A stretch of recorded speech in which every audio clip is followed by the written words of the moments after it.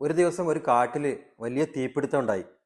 അപ്പോഴാണ് ഒരു ചെറു പക്ഷി തൻ്റെ ചുണ്ടിൽ കുറച്ച് വെള്ളം എടുത്തുകൊണ്ട് അതിലേക്ക് ഇങ്ങനെ ഉറ്റിക്കാൻ തുടങ്ങി.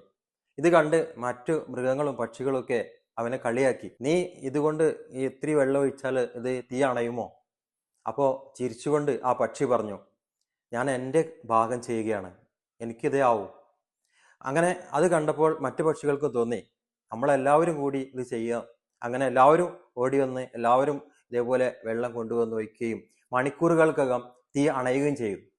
സുഹൃത്തുക്കളെ, അതാണ് ടീം വർക്ക്. ഒരാൾ ചെയ്യുമ്പോൾ മറ്റുള്ളവർ കൂടി അതിനോട് ചേർന്ന് ഉത്തരവാദിത്തോടെ പ്രവർത്തിക്കുകയാണെങ്കിൽ അവിടെ കാര്യങ്ങൾ വിജയിക്കും. ടീം വർക്ക് എന്നത് സാധാരണയായി എല്ലാവരും കൂടി ചേർന്ന് ചെയ്യുന്ന ഒരു ജോലി എന്നല്ല, മറിച്ച് ഒരു ലക്ഷ്യത്തിന് വേണ്ടി എല്ലാവരും പരസ്പര വിശ്വാസത്തോടുകൂടി കൂട്ടായ്മയോട് കൂടി പരസ്പരമായി ഉത്തരവാദിത്തോടെ ചെയ്യുന്ന ഒരു കർമ്മമാണ്. പക്ഷേ ഇങ്ങനെ ഒരാൾ ഒറ്റയ്ക്ക് മാത്രം ചെയ്യുകയാണെങ്കിൽ അദ്ദേഹത്തിന് വളരെ ദൂരെ മുന്നോട്ട് പോകാൻ കഴിഞ്ഞേക്കാം. പക്ഷേ ഒരു ടീമായി പ്രവർത്തിക്കുമ്പോൾ ഒരുപാട് ബഹുദൂരം അവർക്ക് വിജയത്തിലെത്താൻ മുന്നോട്ട് പോകാൻ സാധിക്കും. അതാണ് ടീം വർക്കിന്റെ പ്രത്യേകത.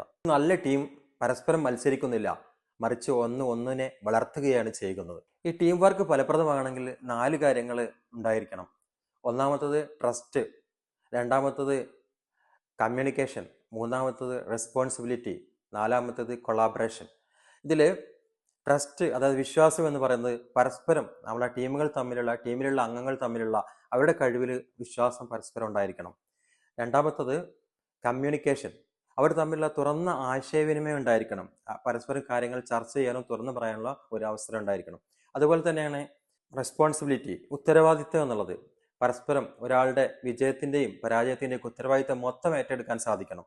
അതുപോലെ കൊളാബറേഷൻ എന്നത്, അത് പരസ്പരം നാം എന്ന ചിന്തയിലേക്ക് ഞാൻ എന്നതിൽ നിന്ന് നാം എന്ന ചിന്തയിലൂടെ പ്രവർത്തിക്കാൻ കഴിയണം. ഇത്തരത്തിലുള്ള പ്രവർത്തനങ്ങളാണ് വിജയത്തിലെത്തുന്നത്.